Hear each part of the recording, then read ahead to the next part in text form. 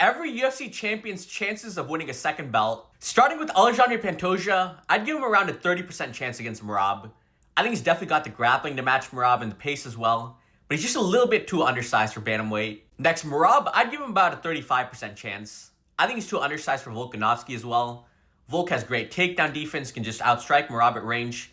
And even after Volk retires, I do think guys like Evlev, Lopez, and John Silva can beat Merab. For Volkanovski, I'd give him a 5% chance. It seems very harsh, but his chances at a second belt have kind of expired. He had the 2 losses to Islam. He's already been knocked out by Topuria. There's no point of him rematching Ilya. Now, Ilya's already accomplished this, so I'm going to take Islam for lightweight. And I'd give Makhachev around a 60% chance. I think he's a more complete fighter than JDM, better grappler, more title fight experience.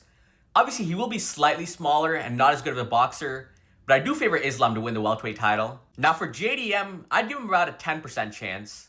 He'd need to rack up a couple more title defenses before he can move up, and I don't think he's going to keep the belt for very long.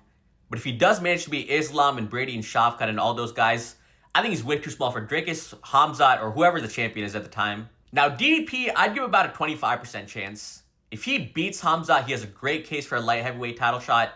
And although I do think Chimaev submits him, if Dricus beats Hamzat, he's got a really decent shot at Ankalaev and Pereira.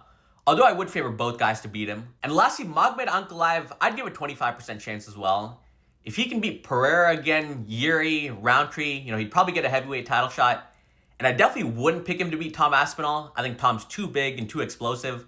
But if Tom somehow loses the belt to like a Gane or an Almeida, I would pick Ankalaev to beat both those guys.